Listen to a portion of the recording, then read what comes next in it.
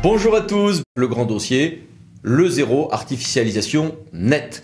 C'était un engagement du candidat devenu président de la République et tout s'est accéléré cet été.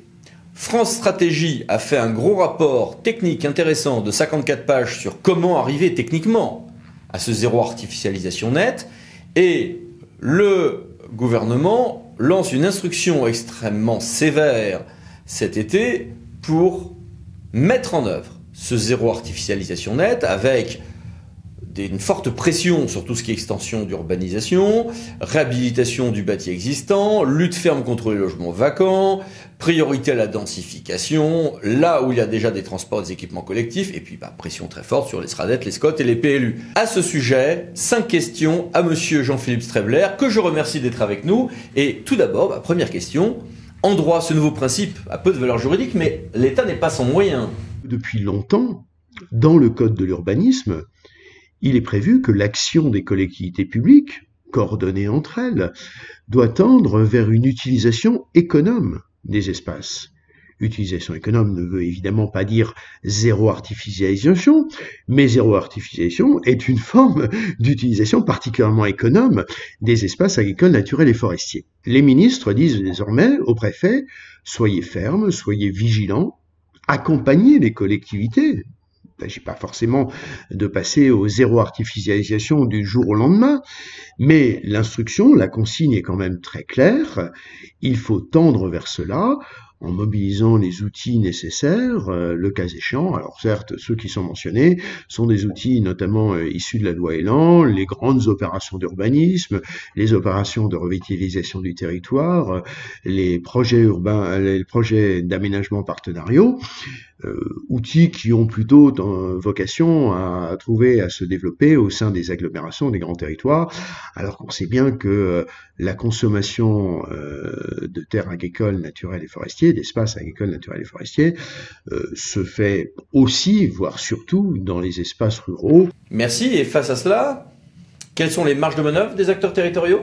La première des choses sera de discuter, parce que finalement, quand on lit cette circulaire de façon attentive, les ministres ne demandent pas aux services de l'État d'appliquer de façon brute le zéro artificialisation nette de façon immédiate, mais demandent finalement aux services de l'État d'accompagner, d'inciter, d'encourager, de faire preuve de pédagogie, essayer de voir dans quelle mesure, par rapport au territoire, la réduction de la consommation foncière pourrait effectivement s'inscrire dans une logique de mise en place de documents d'urbanisme plus vertueux.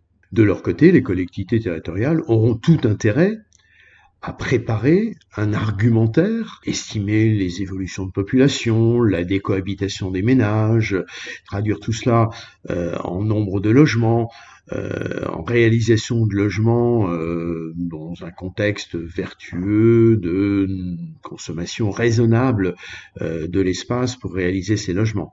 Donc des éléments le plus factuels possible. Bien sûr, on est dans de la projection, donc il faut estimer. La collectivité peut très bien dire, finalement, ce qui est écrit dans l'enjeu ne me concerne pas véritablement. Moi, j'ai des problèmes sur mon territoire et j'ai une politique, j'ai des ambitions qui font que le zéro artificialisation nette risque de ne pas du tout correspondre à mes intentions politiques. Si le préfet estime que ce document d'urbanisme, ce SCOT, ou en l'absence de SCOT, ce PLU, est trop expansif sur les espaces agricoles, naturels et forestiers, il peut tout simplement en bloquer l'entrée en vigueur, et tant que ce document n'aura pas été corrigé, selon les souhaits du préfet, ce document n'aura aucune valeur juridique.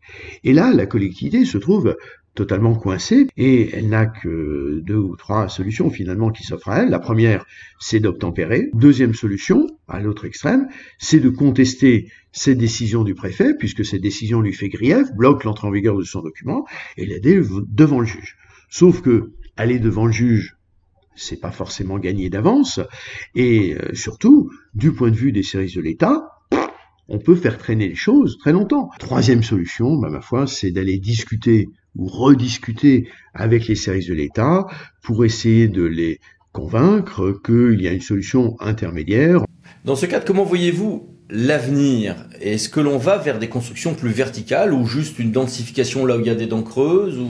Il ne me semble pas que ça se traduira de façon systématique sur l'ensemble du territoire par la construction de tours dans toutes nos villes, dans tous nos villages. Il y a sans doute déjà la possibilité de commencer à combler ce qu'on appelle les dents creuses, notamment commerciales. Il y a des bâtiments existants qui sont vacants. On peut peut-être essayer de faciliter, de favoriser la réhabilitation de ces bâtiments. Il s'agit de faciliter la reconversion de friches, démolir, reconstruire autre chose à la place. Ça sera toujours autant d'espace qu'on ne consommera pas sur l'extérieur. Donc, il ne me semble pas que tendre vers le zéro artificialisation nette signifie systématiquement densifier à outrance les tissus bâtis existants. Et quel peut et doit être le positionnement des SCOT ?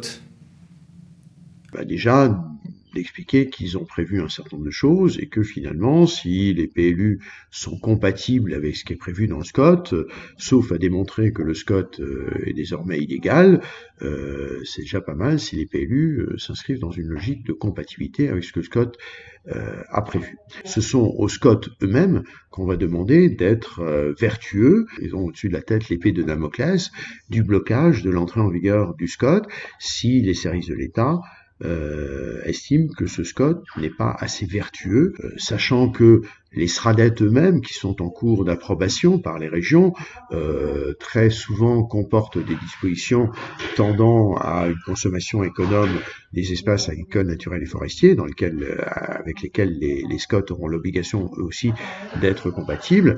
Dans ce contexte, il est très probable que les SCOT à venir auront des efforts à faire dans leurs objectifs de consommation modérée des espaces agricoles, naturels et forestiers, à défaut d'arriver à une artificialisation nette de ces espaces. Eh bien, un grand merci et à suivre donc.